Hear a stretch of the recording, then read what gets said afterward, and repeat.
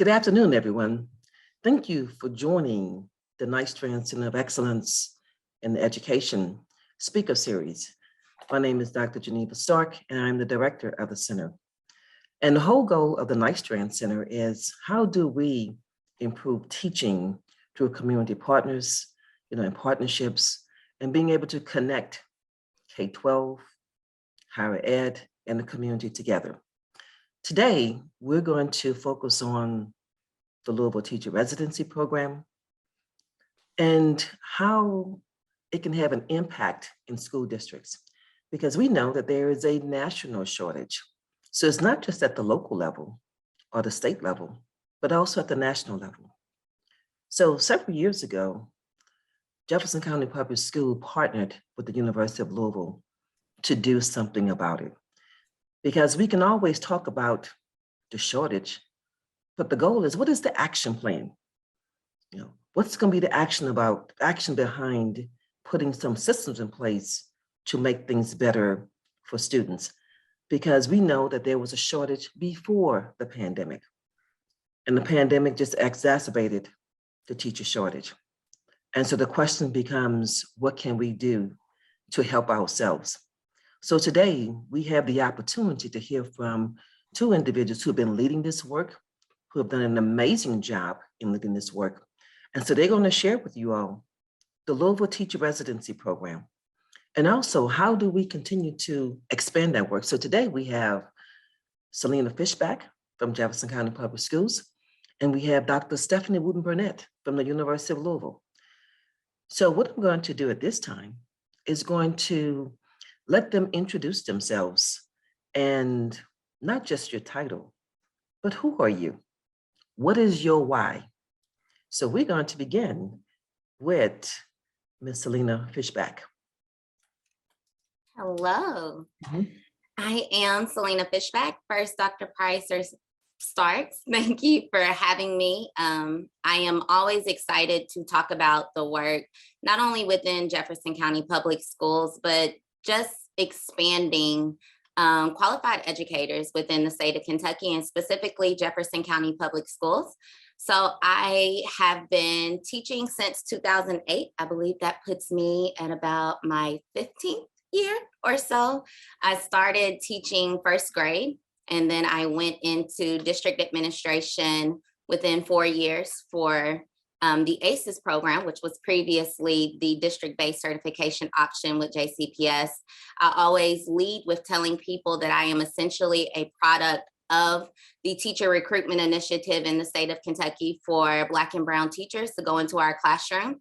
I believe I have taken advantage of essentially every opportunity that there has been in the state of Kentucky, from the MERS scholarship to the A-team when I was in middle school, to the counselors for New Millennium. And so that is essentially my why. I had mentors and trailblazers within the state of Kentucky, from Dr. Marshall, from Dr. Gold, to Lo Helen Hambrick that was at the University of Louisville, across me from when I was 18 and 19 years old. And they were pouring into me essentially what needed to happen in order for them to carry their light into the next generation. And I proudly carry that torch, and I got into district administration so that I can have a larger impact on additional teachers coming from the state of Kentucky, specifically Black and Brown teachers, so that we do hopefully close that gap of not having enough teachers to reflect the student populations that we have sitting within our classrooms. I hope that is enough information. I'd be happy to address any additional information that you may like. Thank you, Ms. Fishback, and soon to be Dr. Fishback. So let me put that in place. Carefully. Absolutely. Dr. Stefanie Wooten-Burnett. Dr. Stark, thank you for saying that, because I always say that when I am referring to Sylena as future Dr. Sylena Fishback. So I'm Dr. Stefanie Wooten-Burnett, and I'm the director of the program on the U of L side. I'm also the interim department chair for elementary, middle, and secondary for the College of Education and Human Development. I started in education back in 2004 I'm not originally from here. I'm from Texas. So coming here, meeting people, finding my way to the education pathway happened very, very quickly because I think kids and schools are where it's at. My why is there wasn't a lot of people that looked like me in any of my education classes at U of L, within the faculty or within even the student population. And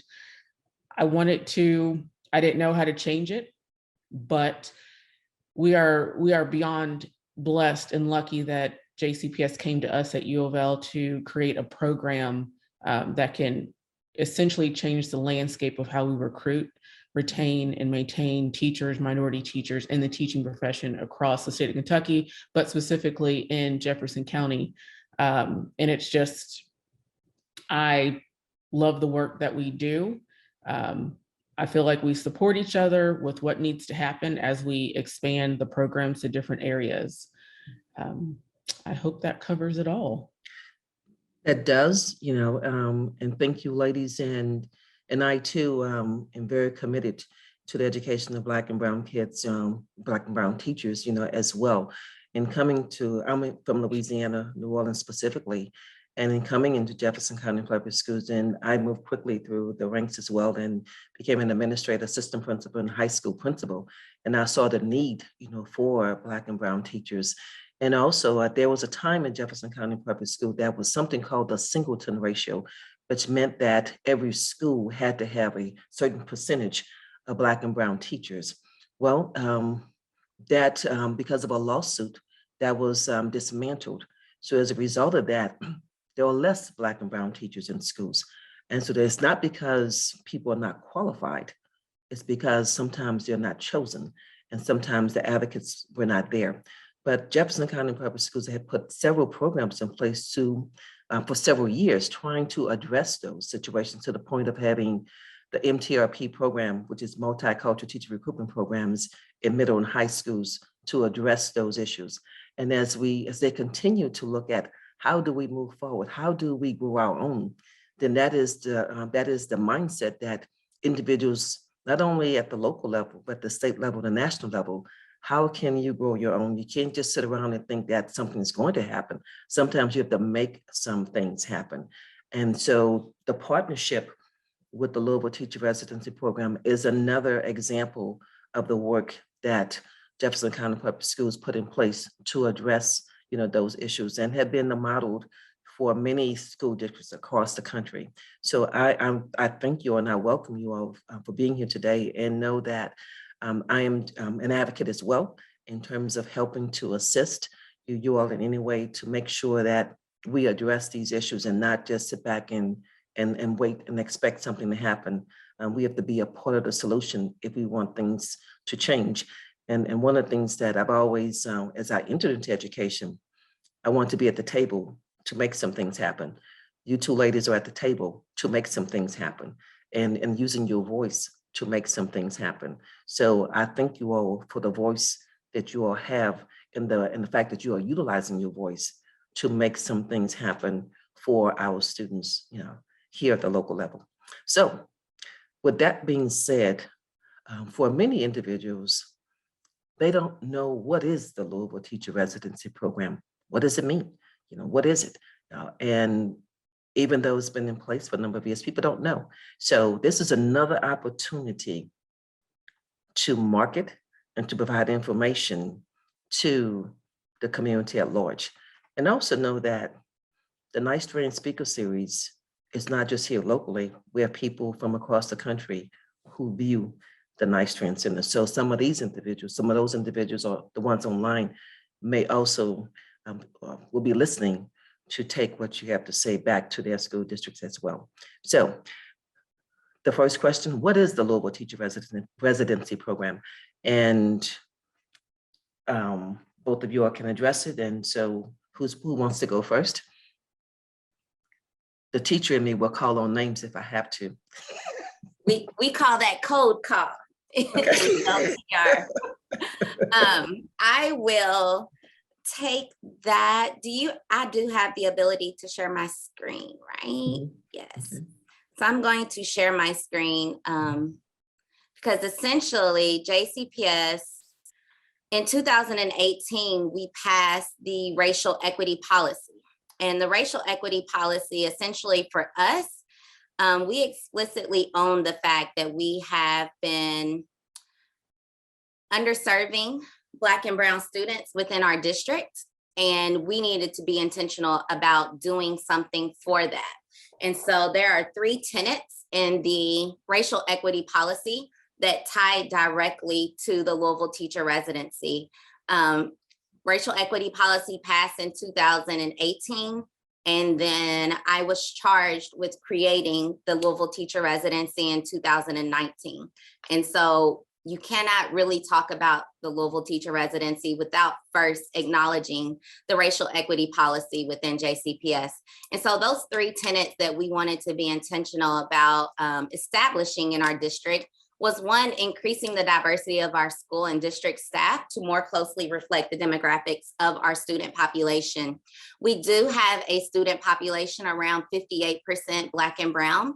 And unfortunately, at the time, our teaching population was only 15%.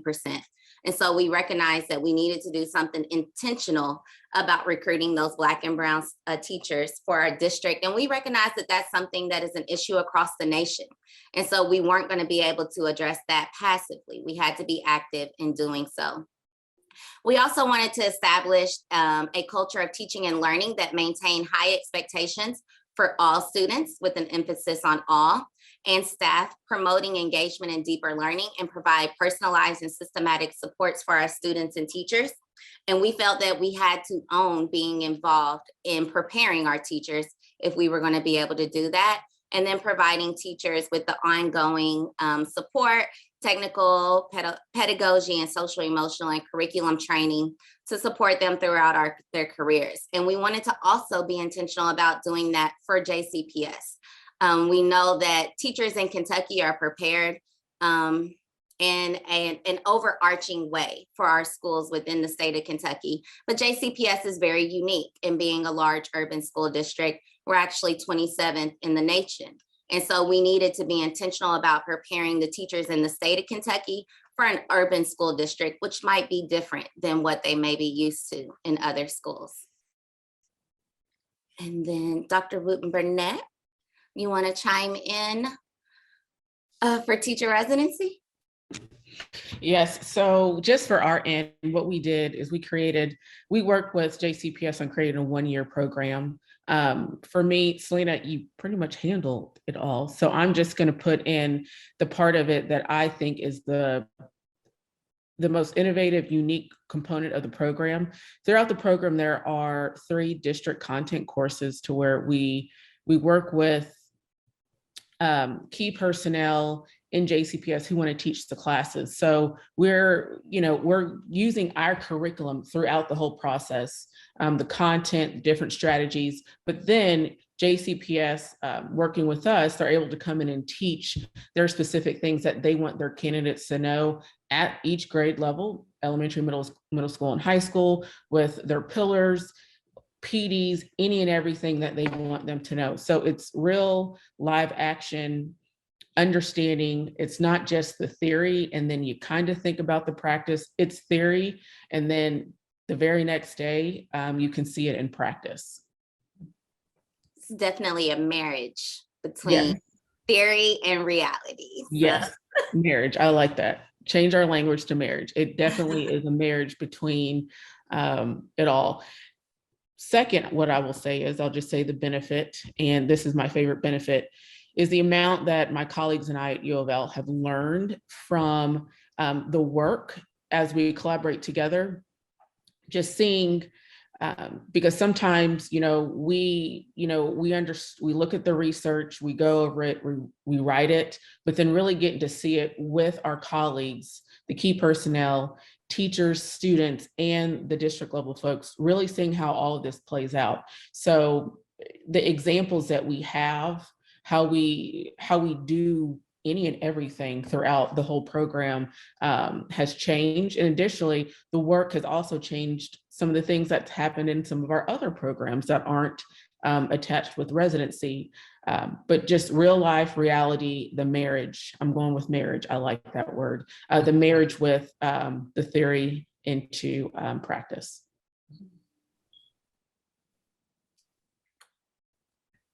Thank you. Ms. Fishback, do you want to go through another slide or two? I see you have. Sure. Okay. So, and like Dr. Wooten-Burnett said, we did reach out to U of L, and I believe I'm a little biased because I always say that I feel U of L was the best match for us with them being in the city with us, right? They're in a large urban school district. They are preparing our teachers. The bulk of our teachers come from U of L. So there was no other choice that we could think about. And I was very blessed that Dr. Wooten-Burnett was like, I got you. I can do that. And she agreed to doing it on the spot. And we've been together ever since.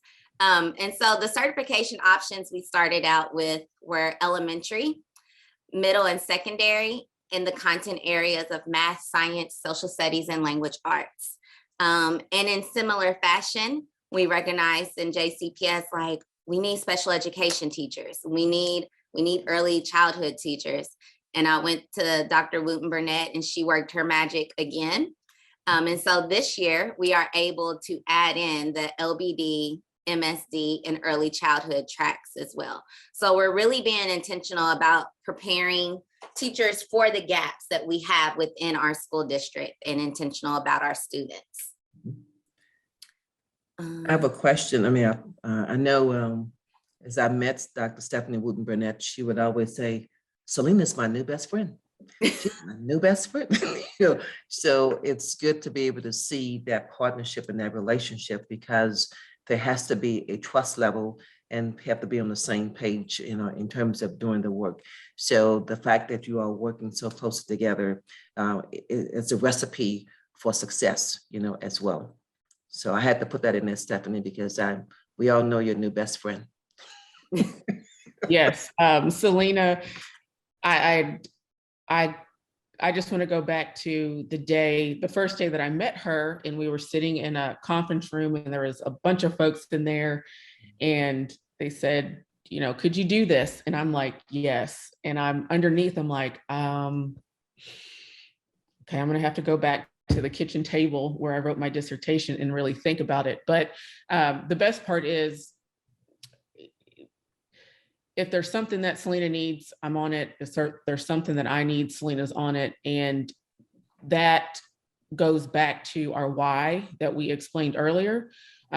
I feel like we're both in this because we want to have outstanding teachers in JCPS, period. And I think figuring out the best way to do that is just getting the job done. And that's what makes everything, for me personally, worth it. It's we come together, we get it done, and the success at the end of the year when the candidates have jobs and they're happy, that just makes it all worth it. So I love that we were able to add different areas. If there's any more areas, I know Sylena will call me or text me and say, hey, can you? And my response will be yes, and we'll work it out, because the vision is the same, the mission is the same, and we want the same outcome for JCPS and all the candidates. Absolutely.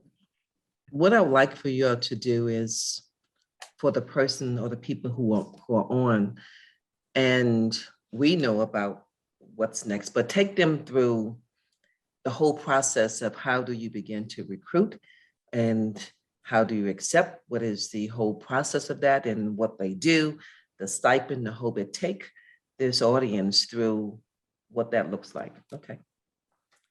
Okay, so that would take us essentially through our quarters. Residency is set up in 4 quarters.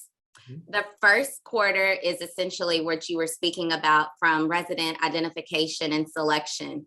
I personally feel that this is our most difficult quarter, because you always want to identify the appropriate candidates for the track. Residency is very intense. It's stressful. It is a heavy burden to bear. And so you need to make sure the applicants are not only ready to step into the professional world of education, but they have to balance that coursework that they have with U of L as well, right? You have to turn your papers in on time. You have to go to class. You got to respond to your university professors when they email you asking what time they should come observe you. So it's difficult for us to identify the candidates, but we have been successful in identifying candidates through first our classified staff within the district. We recruited a lot of substitute teachers, a lot of classroom instructional assistants, bus drivers, custodians, individuals within our district that had bachelor's degree and they were ready to step into the leadership role of serving as a teacher of record. We also reached out to community partners from churches to Greek letter organizations. We advertised on television. So a lot of times I'll have somebody come up and specifically aiming for that male audience. We have our commercials running on ESPN, right? We're looking for where they are going to be. So they said I was watching the football game and I said, hey, that's Sylena on the TV talking about the residency program. So we were intentional about the outlets that we reached out to advertise the program and the opportunities that we have. And then I know U of L also does a lot of recruitment as well. Did you want to? Yes. So for both of us, what we really do is there are informational sessions. I would probably say each week, just the boots on the ground part of it, trying to get people to submit their transcripts and just let us know that they're interested. We have info sessions, I would say one every single week. U of L might be 1 week, then JCPS, and then we alternate. We all try to go to those info sessions. We keep track of everybody in their eligibility area. Like Sylena was saying, it is any and everybody from in JCPS in the community.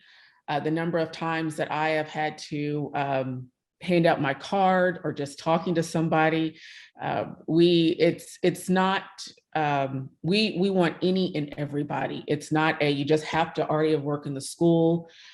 We have bus drivers, we have a couple of lawyers, doctors, just different people who are interested in the program. And right now, I would probably say, and I just counted it, but there was more candidates that were added earlier. We probably have about 65 people that we've reviewed so far for this year. And then there's also other people who've been interested in other programs who are interested in the residency program also. So I do agree with Sylena, this is the hardest part, just getting people, making sure they're eligible, because there are admission requirements that people do have to have in order to be considered for the program. What are some of those admission requirements? They're the normal admission requirements for all the MAT or the graduate level programs for education. Candidates have to have a 2.75 GPA or higher overall GPA, or their last 30 credit hours could be a 3.0 or above. They have to have a degree from an accredited institution. And those are, pretty much those are the first two things that they have to have. So if a candidate's interested, what they would do is they would email one of us, and then we walk them through the admission, the phase 1 process, and all that happens through JCPS website. They did a phenomenal job with outlining everything, and I know that Selena's gonna share that in a little bit. You click on it, you send your information in. Once that information is there, they will pull the transcripts that the candidates actually submitted, send it to us.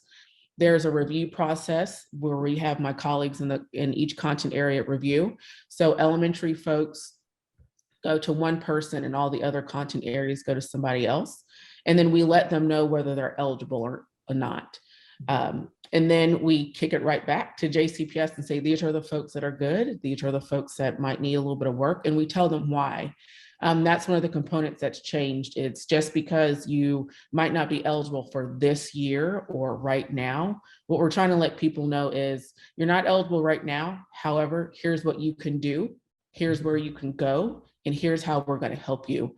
So that our internal side has changed also, because what we want to do is remove barriers. We don't want to keep on building them up or just saying no, and we're not going to talk to you again. We're really trying to change how we do it. Very good. And I can tell you, I was director of the Substitute Teacher Center for a number of years in JCPS. And I can't tell you the number of people that came through who had PhDs, who had MATs, who were bachelor's degrees, someone had shared with them that they shouldn't go into teaching.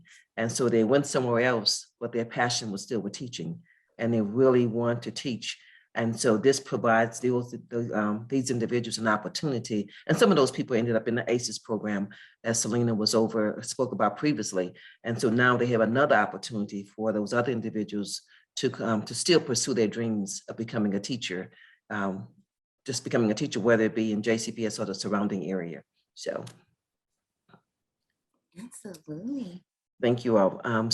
Again, another great opportunity to be able to, for individuals to have a passion to fulfill their dreams of becoming an educator in Jefferson County Public Schools. So we're going to go to quarter number 2. Yes. And I think Dr. Wooten-Burnett, would you like to lead off on quarter 2? Because that's essentially when they start with you. Yeah, sure. So after the interview process, there's just a phased process that Sylena really leads and does a phenomenal job with that, getting the candidates, asking the right questions, honing in on their content area and the best fit, because sometimes we have candidates who are eligible for elementary and math or elementary and science. She does a phenomenal job with the questioning to make sure when they're admitted into the program, they're admitted at the right content area and right grade level. The program will start June 1st, and it always starts June 1st. So there's a series of classes that they would take. One class is the whole month of June. The next, there's 2 or 3 that's offered, just depending on what program you're in, the whole month of July. And then the candidates actually start when JCPS starts. So by then, they're done with all their courses. They know where they're going. Sylena has matched them up. They have their coaches that they're with. Then we also, on our end, we do link them up with a university supervisor who supports them in conjunction with the coach and the mentor teacher and Sylena as well out in their classrooms. And then that's when they start the whole program. And I'll let Sylena take that from there, because that's when all the professional developments, that's when all the in-class support and the PLCs happen on their end. Okay, before Sylena takes it, when you say coaches, what does that mean to the audience who may not know what you're speaking about? Yes, so in June, the residents come in and they actually have evening courses. And so at that time, they're able to keep their 9 to 5 positions that they may have, taking care of their family and so forth. But in July, we ask them to fully commit to JCPS. So their coursework starts from around 8 a.m. to 4 p.m. And what JCPS does is we actually put them into a paid position at that time as well. Because like Dr. Wooten-Burnett said, we want to take away barriers. And we recognize that financial responsibility to your family and really just self-sustainability is a barrier for some individuals transitioning into education. So we start them in a salaried position. They start out with $30,000. They actually work Monday through Thursday when they are in courses, and then they are off on Fridays to take care of responsibilities that they may have outside of their coursework. That comes with benefits. And then also JCPS support. And so when we say coaches, we actually have staff and personnel in JCPS that is specifically hired to support residents as they go through the residency experience. And so earlier, Dr. Wooten-Burnett spoke about JCPS leads 3 of the courses in their program. And that is my coaches that are teaching that course. So in the summer, they connect with the university as well as the residents in July, and they lead one of their courses. In leading that course, they are actually providing kind of the intro to teaching in JCPS. We go through our curriculum maps. We go through what the lesson planning expectations are. We go through what the 6 systems look like in JCPS and kind of get their palate wet with what they can expect from behavior management and academic support within the district as well. It is a heavy lift because we only have about 24 days to get that information to the residents. And so it is the tip of the iceberg. But they are connected to their coaches that are going to be there to support them through their development of the residency year. They are also connected to their school communities. So when schools and our training sites start going back, the residents are embedded in that school climate and culture and receiving the same professional development as the teaching staff within the building. And they are also introduced to their mentor teacher. Their mentor teacher is going to be the individual whose classroom they actually work within for the year. And so they're with the mentor teacher on day 1, setting up the classroom, preparing for students to come back and so forth. We go through a personality assessment to pair our mentors and our residents. So we really look at getting down to the key aspect of who an individual is. Are you highly organized? Are you pulled out of esteem when a deadline is missed? Do you need to feel relationships and address your emotional well-being before you're able to be productive in a classroom? Are you based off of logic or emotions? We really look at that key makeup of who an individual is, and we play that as a piece of who we match our mentors and our residents with throughout the year. So like Dr. Wooten-Burnett said, the residents do start officially before the first day of school, but on the first day back for teachers, the residents are in the building and working along their mentor teacher day in and day out. They have responsibilities that are similar to the classroom teacher in the building, but we recognize that they're not able to take that on from day 1. Right? So it's like training wheels. We put the training wheels on the bike and we start showing them how you ride that bike. And we're there to support them all the way until we're like, you know what, you got it. It's time to release you and we need you to get out there. And when you fall, we're going to be right there to catch you because you're never in the classroom by yourself until you reach that period of success. And so that's really what quarter 3 looks like. It looks like an extended year of student teaching, but you have your coach in the building to support you. You also have your mentor teacher there that's supporting you day in and day out. And the JCPS principals within the training sites are also embedded in the development of the residents. So they're just as committed as I am at the district level. We make sure the residents' needs are met from planning to personal and emotional well-being, all the way down to making sure their babies are picked up on time if they need a ride to get to their kiddos after school. And so you couple that with the support provided by the university. And usually by May, we have a successful teacher ready to take on the challenges and the emotional roller coaster of teaching. Question, yeah. How do you identify the schools that these individuals are going to be walking into? How do you, what is the commitment on the part of the school? How do you identify the school? Okay, so we actually have 4 training sites within JCPS right now. I always give a shout out to Simple Elementary because that is where my heart is. That's the school that I began teaching back in 2008. But we have Simple Elementary, Slaughter Elementary, Westport Middle School, and Wagner High School. And the first level of identifying our training sites for schools is going to our chief of schools and our area superintendents, and essentially saying, who are your dynamic principals that are able to take on the challenge of developing new teacher leaders within the district? And not just regular teacher leaders, right? We need them to be the best teacher leaders that we can possibly identify for our students. And so what we look for in those schools are system-wide or school-wide systems and procedures. We want our residents to be able to walk into a school community and it's obvious what the students and the teaching staff should be doing. Students are walking on the stars. You go to the cafeteria when you arrive to school. We know that when dismissal happens, dismissal is smooth. There's a process, a reason behind everything. We ask them to be implementing the district adopted curriculum. We want them to be able to learn in a system that they can transfer to another school environment. So it doesn't matter that you learned how to teach reading at Simple Elementary. You can pick that information up and you can then go to Rutherford Elementary and be successful in implementing that curriculum. We like for the students to be trending in a positive trajectory. We are very intentional about selecting schools that have some of the same challenges of our Title I schools. They are ESL schools, so we recognize that we are teaching a diverse student population, but the students are still successful. So a lot of times people like to lean on, well, the students are in a challenging environment, and that's what we use to make an explanation of something. But in our school environments, we have all of those indicators and our students are still successful. And so we want to show our residents that they are able to be successful no matter.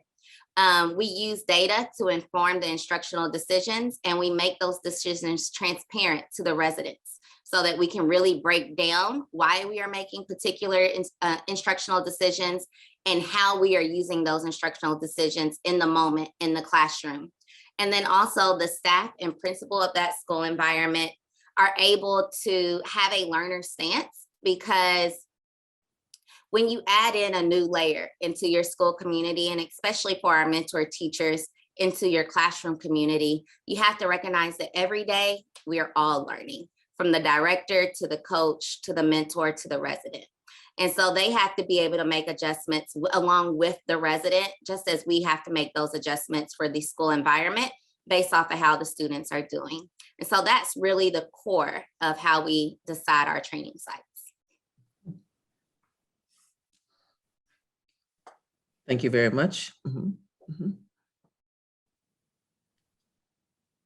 So we have 4 training sites at this particular time. We do. We have 4, and I am actually in the process of vetting new training sites. So we would like to identify 2 additional elementary schools within our district, 1 additional middle and high school. So we shall see what comes of it. Okay. Very good. The next slide, or? So I know that you asked for us to share just kind of the demographics that we've had throughout our, well, this is our 2nd year. We are going into our 3rd. For our 1st year, we had 31 total residents. We are always heavy in elementary. And typically that's because of the challenge of getting individuals and applicants to qualify to teach the core subject areas, because they have to have that content area on their transcript. And so we're always heavy in elementary, with 16 last year and 20 this year. We were lucky our 1st year to also have 7 math candidates for middle grades and 5 language arts candidates for middle grades, and 1 biology, 1 language arts for high school, and 1 social studies for high school. Typically, just as across the nation, we are heavy with women in our cohorts. So last year we had 6 men, and this year we also have 6 men. Last year we had about an 80% Black and Brown percentage rate. This year we went down to, I believe, around 60%. We are intentional about recruiting and identifying those Black and Brown candidates first, but we recognize that we need to prepare for teachers for all students across the board, and we want to also prepare all teachers across the board. We have been around 30 to 31 candidates for the first 2 years. We do have aspirations of expanding, which is why we want to identify additional training sites so that we can support that expansion. And so we are hoping to identify 50 residents this year if we have the applicants to support that goal, along with and 60 next year, and the goal of 70 by the time we reach 2024. That is a goal, and we recognize the challenges that come along with that goal, but that doesn't stop us from aiming for the stars when it comes to the identification of the best teachers for our students. And I am glad that you shared this information in this way, because many times people just think that the program is just specifically for Black and Brown teachers, but also the fact that we do have white participants that's in these programs as well. And so again, you all want to speak to that, or just as you stated earlier, that the need is there for all for teachers, period. Absolutely. Mhm. And I think I always open with that for our training, for our information sessions. And I think a big piece of that is letting everyone know that we unapologetically talk about race in our program. Our program is not the space for you if you shy away from that difficult conversation, or it makes you uncomfortable when one of our students come in and they want to talk about Breonna Taylor.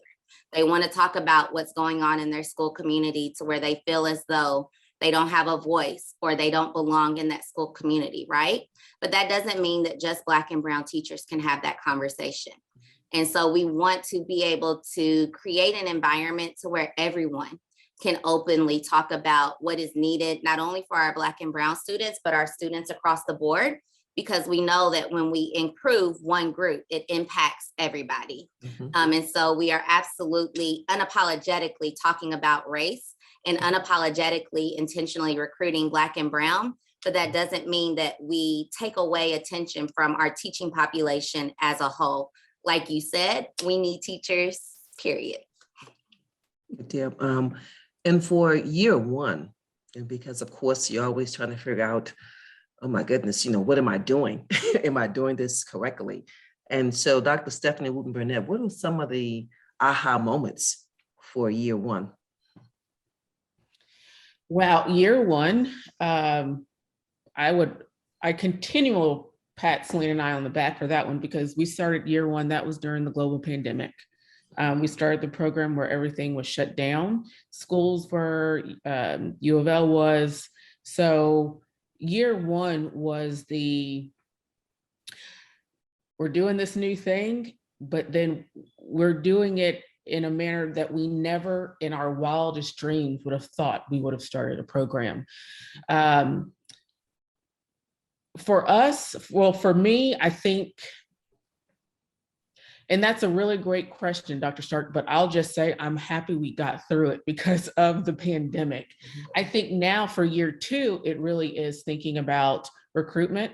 It's thinking about, as we continue to collaborate together on best ways to support the candidates, how can my colleagues and I at U of L support the candidates, the teachers, the administrators, and more importantly, the students that are in those schools that are associated with the program.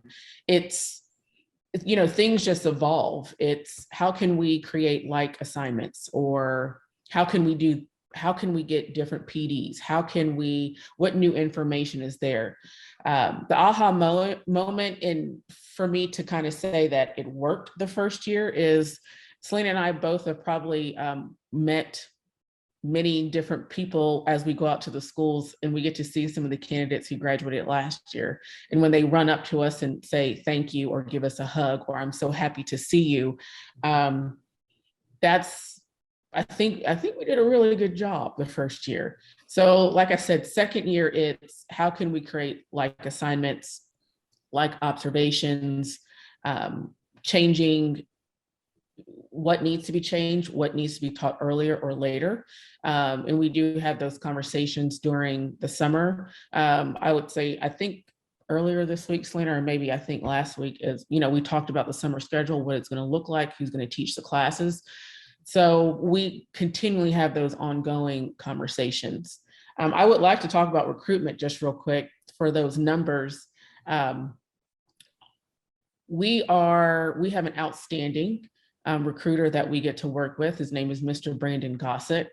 He's absolutely phenomenal. We all know him and love him, but he does a great job with making sure that transcript reviews are done. Information is being sent out. He comes to the interviews. He sets up everything virtual, but also he has a lot of great ideas for where can I send this information to? Is there somebody at Metro College or UPS or members of the community that we can contact that would know people out in the community who we can get in contact with, who would be great candidates for the program as well? So he's a lifesaver. because his work, his outlines, everything that he does has helped us out a great deal to help us to get to that 50, that number of 50. And then we'll refine it next year for 60 and then continually refine it for 70. But we're really trying to make connections across the university with some of the different schools, arts and sciences, speed, social work, whoever, for candidates who are graduating with a bachelor's degree who I think kind of thought I wanted to do this, but I want to be a teacher.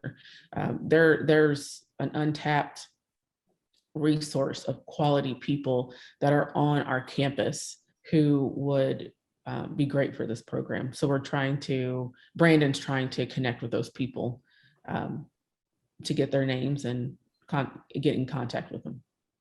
Absolutely. And I have to applaud both institutions, because during the pandemic, at the beginning of the pandemic, most places just put a pause on any programs. Yeah, because of the pandemic. But the fact that JCPS and U of L say we're going to do this in spite of, because we can't afford not to, is a testament to the commitment that we need to have these teachers, and we're going to do whatever we can do to make it happen in spite of a pandemic. So kudos to both institutions for the commitment, for the work. Now with the, I know Dr. Polio, and I see where you have 50, you have 60, you have 70, and Dr. Polio has mentioned on a number of occasions that he wants to see 100 residents, and I see you all have a gradual thing, but how do you all deal with his mindset to say, hey, we can do this? Yes, I will have to say that I am absolutely blessed, not only within my position because I love my job and it doesn't feel like a job, but also in the supportive network that is surrounded me within my district. And so Dr. Polio does have this ambition, but he also stops and says, Sylena, what can we do? And that is why he's allowed me to have this gradual plan. So he's not expecting 100 overnight, but I know that he wants that. And as someone serving under his leadership, along with the leadership of Dr. Marshall and Dr. Amy Webb Green, they're providing me with the environment that's needed in order to get us to that goal. So we are looking at, hopefully, if all goes well, hiring in a person that strictly recruits for JCPS, recognizing that in my position, I need to be in the schools and supporting the residents and so forth through their training process. And also the additional coaching staff that we need in order to get us to that goal, because we don't want to dilute the program simply because we're expanding the program. And so it definitely comes with adding in the additional human capacity and also the financial resources to support us in getting to that goal. And we recognize that it's not going to happen overnight, especially with the challenges that education has in general with getting teachers into the classroom, and then not only getting them into the classroom, but supporting them throughout their beginning years of their career. And so we're adding in coaches so that we can add in a retention component to support our residents once they complete their residency year, but also support preparing additional residents within the program. Very good. Dr. Wooten-Burnett, you want to add anything? If Sylena says we need 50, we're going to get 50 this year. And we're going to get 55. I think that's just where, if we put our heads together and try to recruit great people to come into the program. It's, that 100 number it's there. And every time I get a little, it's like, oh, okay. But when we will get there, and we will get there sooner than later. And I know that I have support on the U of L side to have more university supervisors. I do know more faculty want get out into the schools, because the schools are where it's at. That's what I always say. Schools, that's where we learn. And if we listen to kids, we'll learn everything that we need to know from them. So the more that we can get out there and do all of that is going to make everything better. My main mission, because I do want 70 or 100 sooner than later, is because I would love to be in the schools at least 3 to 4 days a week. Just come to U of L maybe one day and see my great colleagues that are there. But supporting the candidates out in the schools it's where I would like to be. So I'm pushing for those numbers too. So anything that comes up that Sylena thinks of that needs to happen, I will make sure it happens. Very good. Thank you.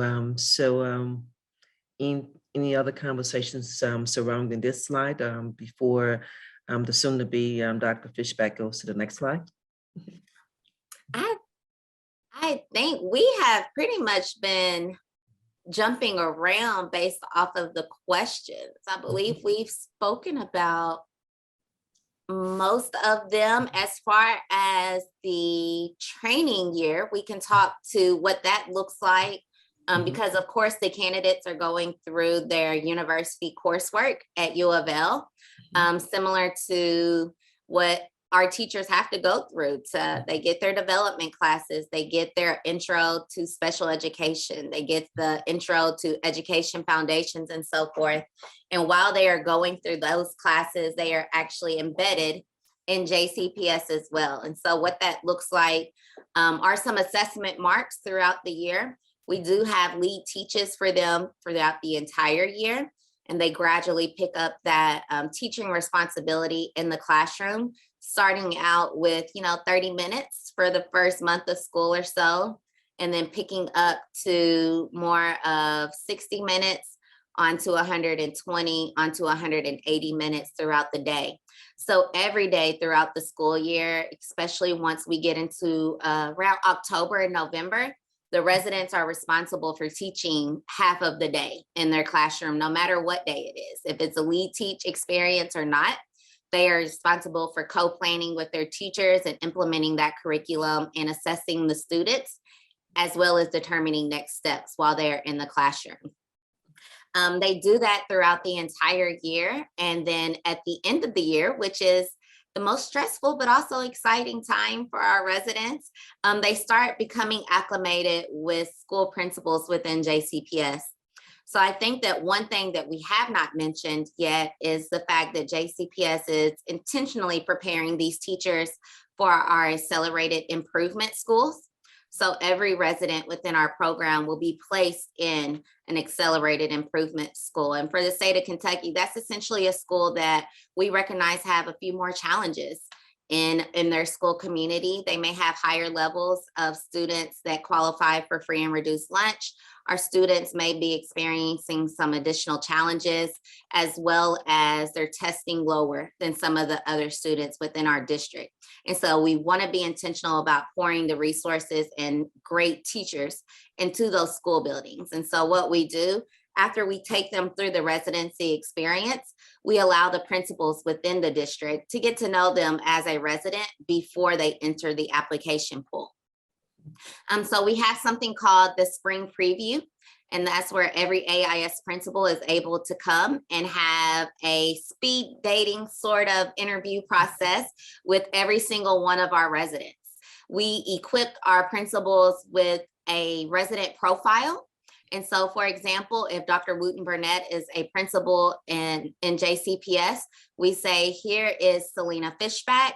Sylena is absolutely strong in domain 2. She's super strong in domain 1 and 4, but she's struggling a little bit in domain 3. And so when she starts in your building, we need to go ahead and provide her with these supports from day 1 in the classroom. And then that way we can determine what's the best step to develop her as a classroom teacher. And so the principals receive that profile on every single resident that's coming into the building. And what that allows us to do is it allows the principals to make informed decisions on who they need on their teaching staff. And it also allows the school community to make instructional decisions on what they need to do to support that teacher in their school community. Right. One question that is always a challenge or sometimes a topic of conversation is, for teachers, period, especially Black and Brown teachers, is the praxis examination. How do you both institutions support, address, or those teachers or these applicants or these trainees in that effort? So we actually provide them with tutoring services. Mhm. A lot of our principals do an amazing job with, well, first we'll start with the 240 tutoring service. The 240 tutoring service essentially is an online self-guided service that allows the residents to take diagnostic exams. It provides them with the curriculum and the instructional material that they are missing based off of their results from that diagnostic exam.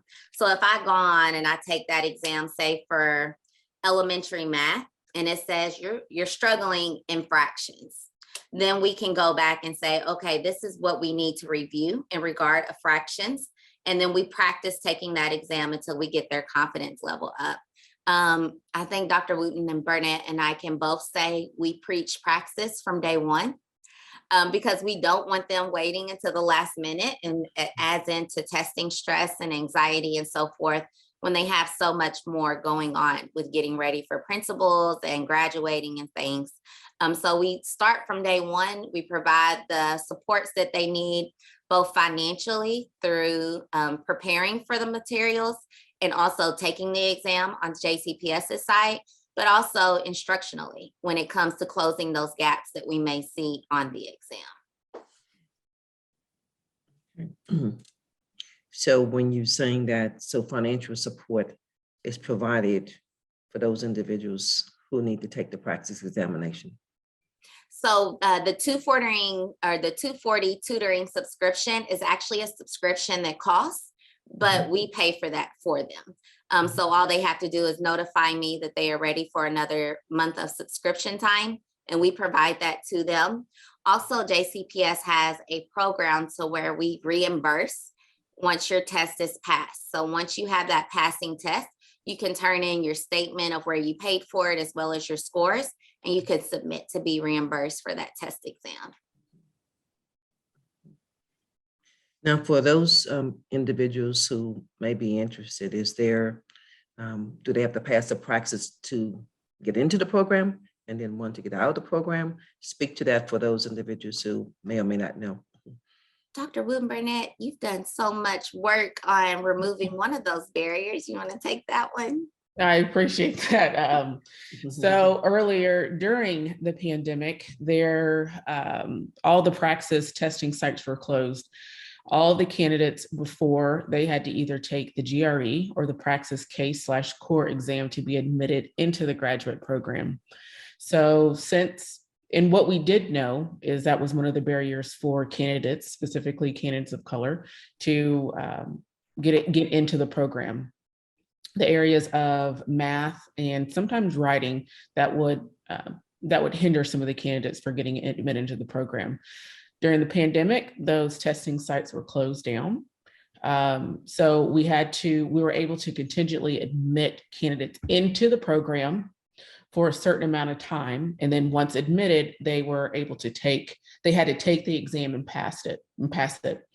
Some of the candidates were having maybe all of our candidates at some point were having a difficulty passing the exam. They're already working, they're in the school building. But the most important thing about that is all of them were doing an outstanding job. All of them were meeting our expectations on the U of L side. And Sylena was able to back it up and saying on the JCPS side, they were meeting the expectations in the classroom. So after several conversations, after just providing data, I don't know if we were the sole individuals our collective group who helped with that, but we just let everybody know that this is a barrier. Candidates that are admitted into programs are doing a great job and they're doing very well. So I believe it was July, something or the other, 2021, when the praxis case/GRE was removed from an admission standpoint for candidates to get into the program. That allowed, we have many more candidates for all of our programs, specifically the Louisville Teacher Residency program, who've actually started applying, because what we were finding out is that was a barrier for candidates even asking, just simply asking about the program, not even applying, just asking.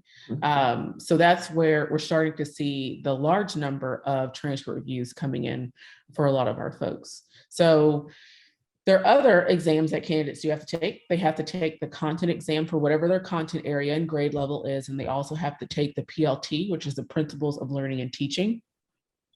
Those candidates do not have to take those exams in order and pass them in order to be admitted to the program. Majority of them take it while they're in the program during the summer or the fall semester while they're in the program. And like Ms. Fishback was saying, we preach it from day one. Even during our initial interviews that we have, phase 2 interviews, Sylena says it, praxis your content in the PLT that will be coming up.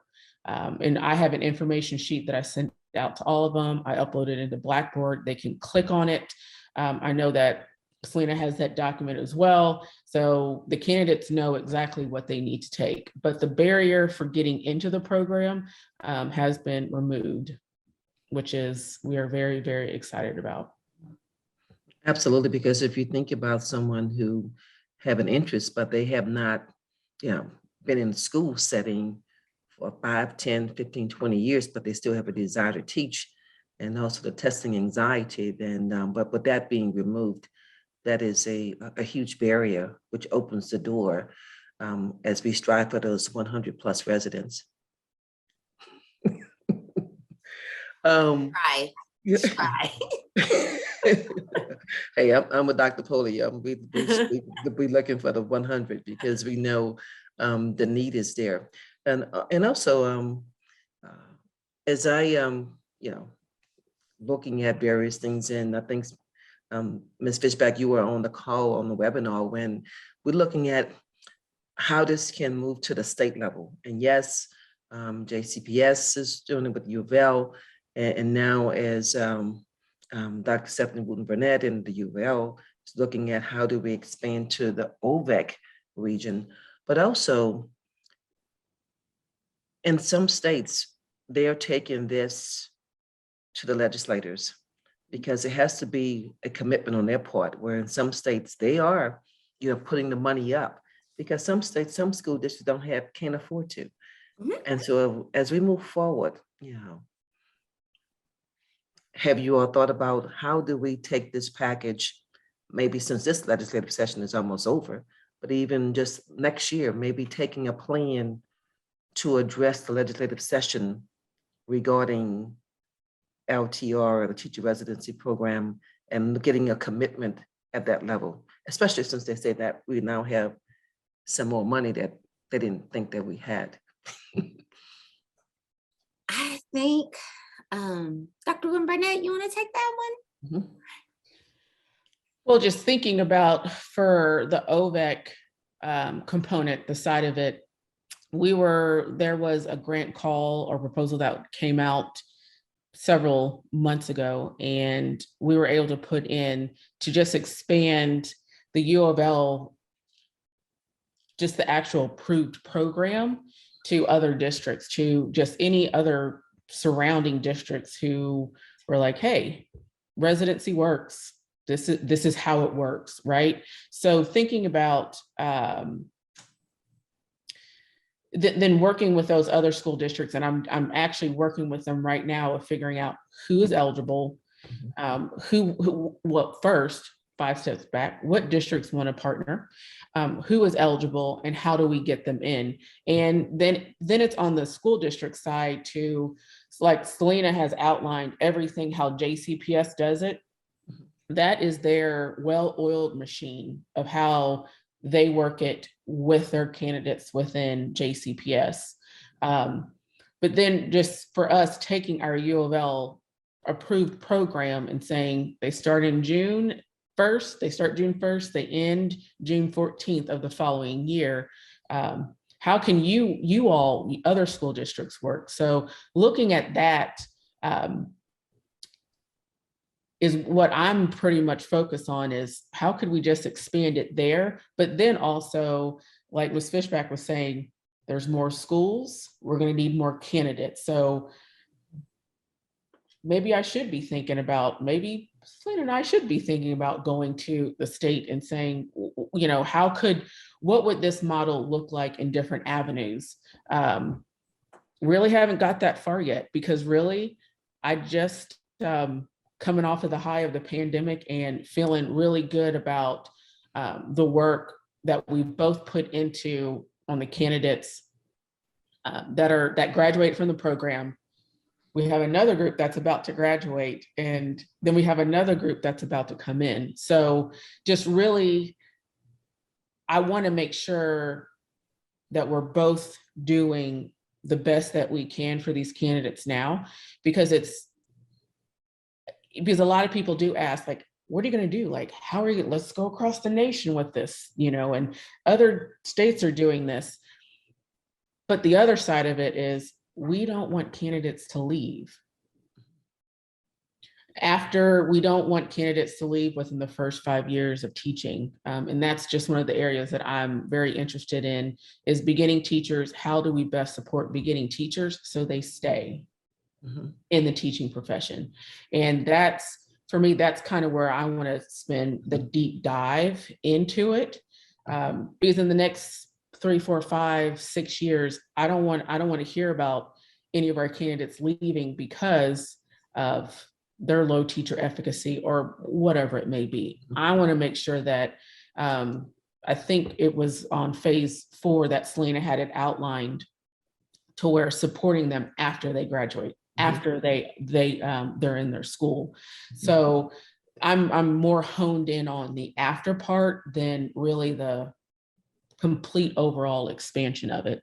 Okay. Because I see these folks as future leaders. These are going to be the people who are going to be leading the school district, in my opinion, one day, because of the work that JCPS has done, specifically Sylena, in creating their model for their knowledge and induction into teaching in JCPS.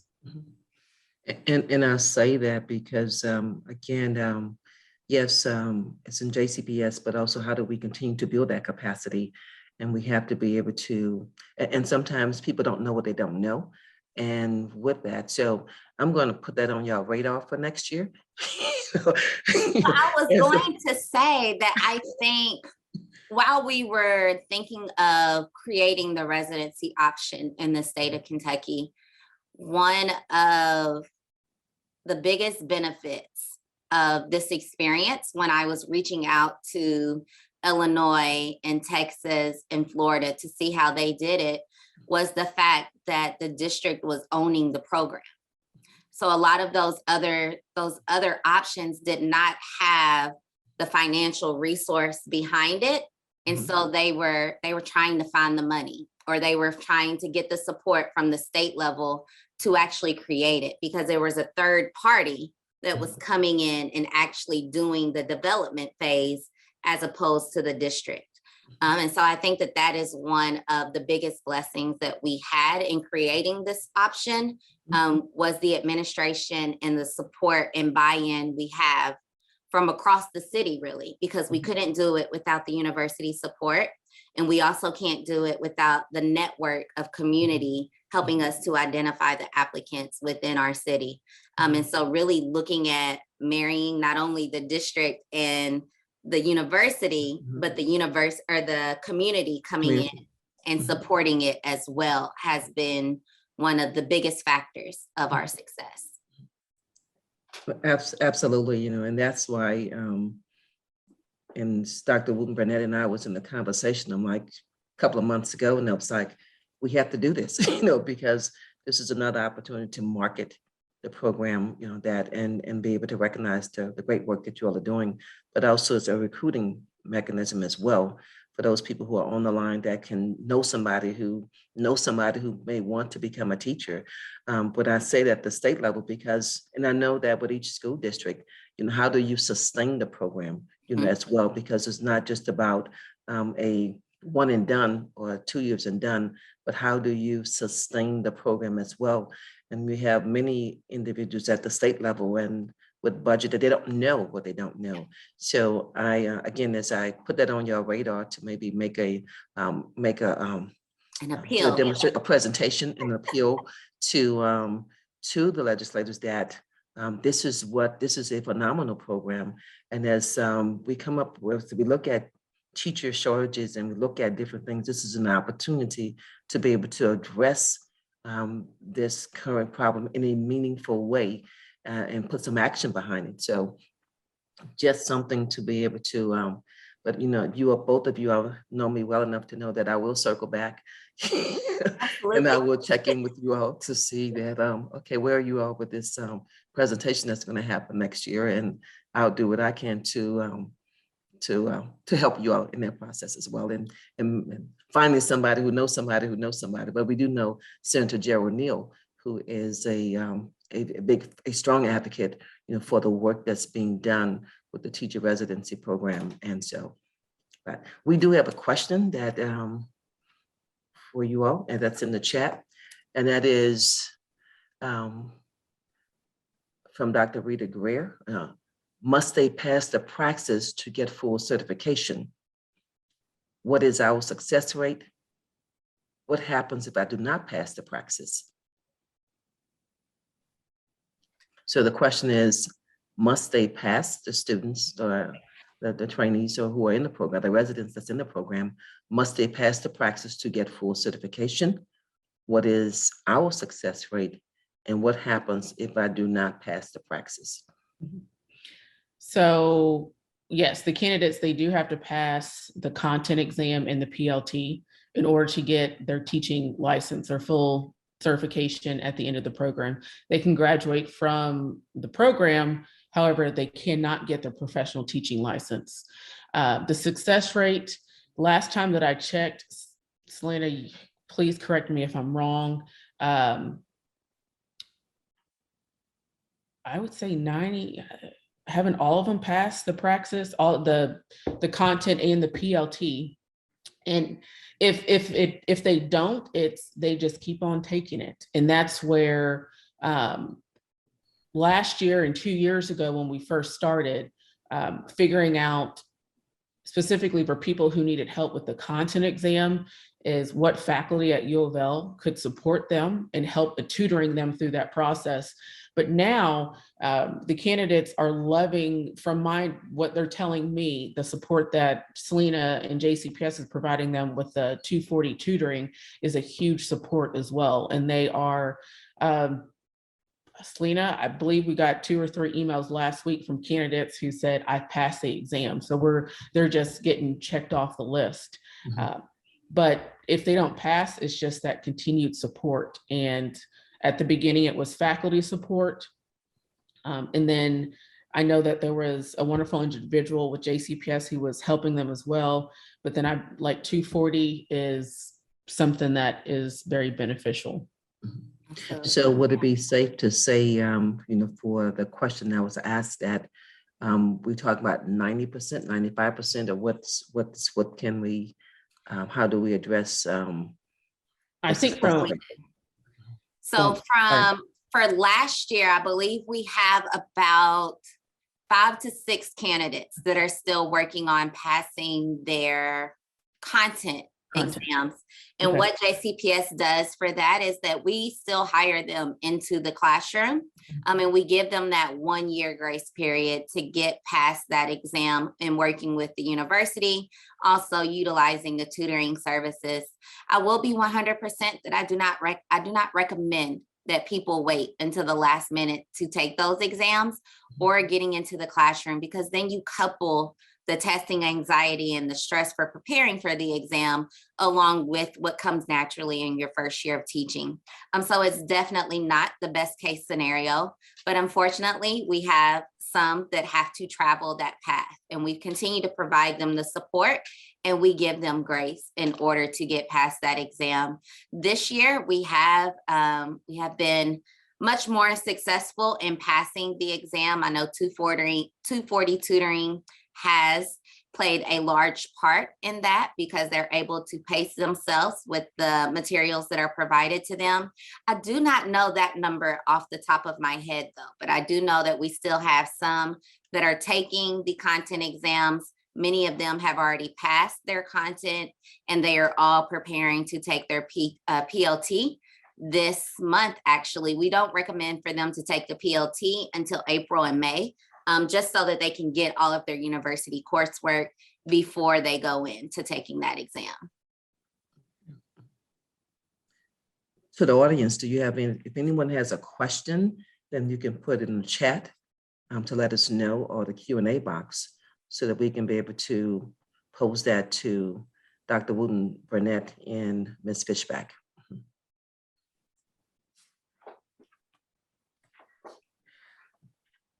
So Dr. Wooten-Burnett and Ms. Fishback, as we're nearing the, we have like 14 minutes left. So until we receive some questions, what else would you like to say to the candidates and to the audience, well, to the audience on what they can do to help and assist? Because it's all hands on deck. When I say it, it's not just YouTube, but it's all of us being able to be a part of this program and supporting the program. What else can you say to the audience in terms of help and support? I would say recruitment and identification is our biggest area that we need assistance with. If you know somebody that wants to work with students and they are amazing with children, to recommend and allow us to get to know them and provide them the opportunity to get to know us. Also, if you know someone that you feel like should be in education and they haven't quite recognized it yet, still recommend and send them our way.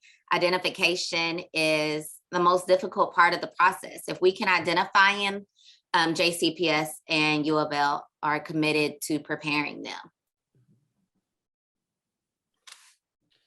Sylena, real quick, since you can share your screen, do you mind taking everybody to your website with JCPS? Because that is a website that I essentially send to any and everybody when they ask me about the program, what's the process? That's I link you all in there first thing, because it outlines everything. You click on it, the process is there, how to apply. It's perfect. And we do have a question. That was the question in the chat is, can you all say your emails are the best way to contact you as well? So that is a question of how do you contact. So if you can put your emails addresses in the chat, but also as Sylena's getting ready to share the site as well, where people can be able to contact her as well. Yes, and so I literally just went to Google and typed in Louisville Teacher Residency. Of course, everybody's cookies are different when it comes to your Google search, but the JCPS website should pop up rather quickly for you. And this is our website. It will give you about a 5-minute commercial to just tell you more about the residency program and how we got here. But at the bottom, once you go through all of the information, you have the important links. And so it'll give you our LTR brochure. If you are interested in someone attending an information session, it will give you our open house dates. It will connect you directly to our job list so that you can apply. And if you give me a moment, I'll go there and click on how you get to that position. It'll also have the phase 1 application guidelines and connect you to U of L as well. And then to go ahead and get their palettes wet on the praxis requirement, we also have the ETS testing website connected as well. The job list for JCPS, once you connect to it, you will go to the listing of available jobs. And it should take you to AppleTrack, and then you will see the resident position on the future job columns. So we really don't want people to have to search through the different jobs that we have available. They will be able to get there rather quickly. This year, we used to be first, but with us going through the pandemic and trying to get substitutes to cover our teachers out for COVID days, they passed us up a little bit, but we are right up there with our substitute posting for the resident classroom instruction position.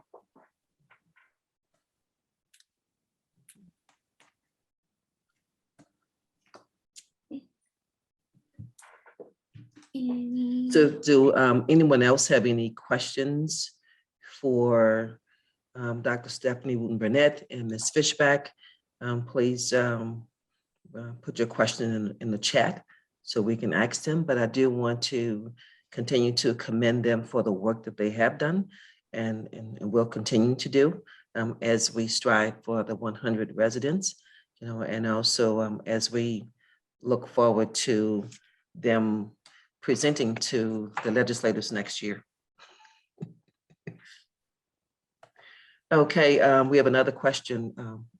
Okay, we have again a comment from Dr. Rita Greer. She said, "Great info, keep up the good work." And she would get out and recruit because again, we need all hands on deck. Many times people just say, "Oh, well, what are you all doing?" Well, it's not about what are y'all doing? It's an us. It's about what are we doing collectively to get the work done, because we all have a responsibility to do this work in whatever venue that we're in. Because sometimes, whether it be in the grocery store, whether it be in the movie theater, whether it be in various places that we are in, always ask that question or pose that question. And so we have to be that vigilant, for what's happening in our country today. And we can't allow the noise, that's happening in our country with culture and climate to drive people away from the teaching profession, from us as from our passion and what our belief are. We cannot allow that noise to drown out, what we are committed to, what we are passionate about in our work. It's about citizenship, about building better citizens and better leaders and better educators. And we all can do something in the spaces and places that we occupy, and we must do that. We have an obligation to do this work. So for the audience, we thank you all for being here today, and we are challenging you all to be as committed and to know that you have your marching orders, that we need your help as well. We need all of us to be able to be committed, to this work. So with my parting words, I'm going to hand it to Ms. Fishback and Dr. Stefanie Wooten-Burnett for any parting words that they have for our audience.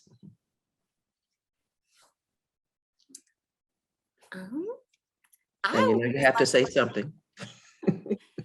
I would just like to say thank you for providing us this opportunity to share the work, especially with your platform. You did not have to. And so I greatly appreciate you for your continued support through the years, not just with residency, but me as a professional in general. Both you and Dr. Greer have put so much into us, and we appreciate you all, and we hope that this carries on with the legacy. And I think that that is a part of what you were just speaking about, right? We cannot do it alone.